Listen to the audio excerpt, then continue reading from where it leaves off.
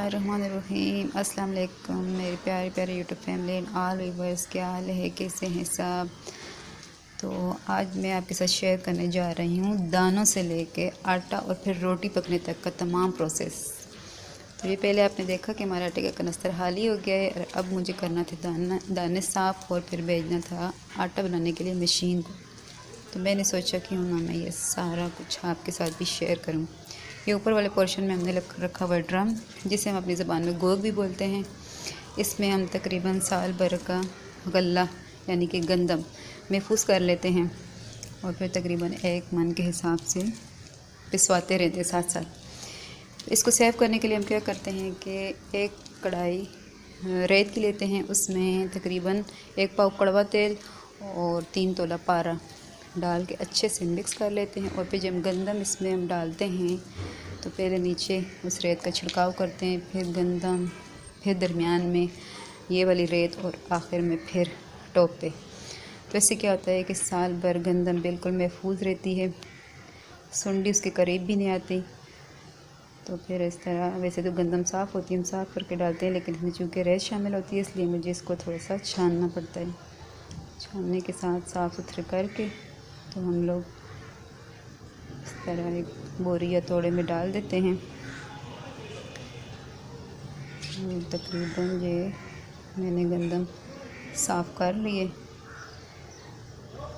तो तकरीबन 1 मन का तोड़ा जब हो जाएगा तो फिर इसको भिजवा देंगे मशीन पे आटा बनाने के लिए। जी, तो ये तकरीबन गंदम साफ़ हो चुकी है।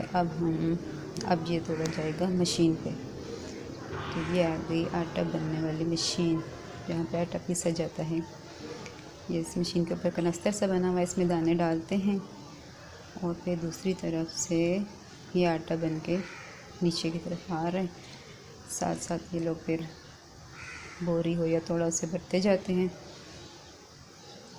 और ये तकरीबन हमारे दाने अब आटे की शक्ल में तब्दील हो चुके हैं।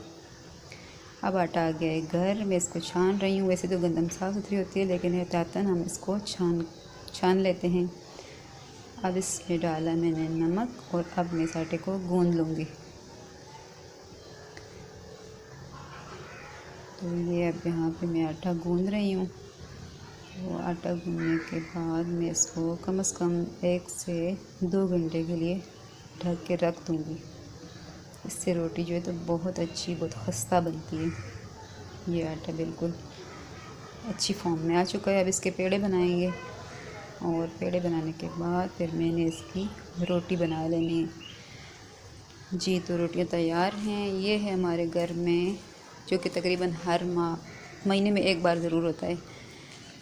दानों से लेके आटा और आटे से फिर रोटी का तैयार होना, ये सारा प्रोसेस है जो मैंने आज आपसे शेयर किया। अब चलते हैं अपनी वीडियो के नेक्स्ट सेगमेंट की तरफ, जिसमें मैं आपसे एक नया लफ्ज़ शेयर करती हूँ। आई थिंक पिछली वीडियो मैंने लफ्ज़ चेड़ू बोला था। ये जब ऐसे होता है, मक्खन को गर्म करते वक्त जब देसी घी बनाते हैं तो मक्खन को जब गर्म करते हैं उसमें हम थोड़ा सा आटा डाल देते हैं। वो उस मक्खन की सारी लस्सी को जज़्ब कर लेता है और वो भी एक बड़े मज़े की रेसिपी सी बन जाती है, जिससे हम अपनी ज़बान में चेड़ू भी बोलते हैं। फिर उसमें चीनी डाल के उससे खाते भी हैं, बहुत ज़बरदस्त। अब कर लेते हैं नए लफ्ज़ की बात। तो नया लफ्ज़ है लोथ। इस पे करेंगे इंशाल्लाह आने वाली वीडियो पे बात। तो अगर मेरी वीडियो अच्छी लगे तो प्लीज़ लाइक करें, शेयर करें और चैनल पे नए हैं तो प्लीज़ इसे सब्सक्राइब करते जाएँ, क्योंकि बहुत से लोग मेरे चैनल देख रहे हैं जिन्होंने मुझे सब्सक्राइब नहीं किया वो। तो प्लीज़ मेरी रिक्वेस्ट है आप सबसे कि चैनल को सब्सक्राइब भी कर दें। मिलते हैं नेक्स्ट वीडियो में किसी नए लफ्ज़ और नए आईडी के साथ। तब तक के लिए अल्लाह हाफ़िज़। अपना बहुत सा ख्याल रखिएगा और मुझे भी दुआ में ज़रूर याद रखिएगा।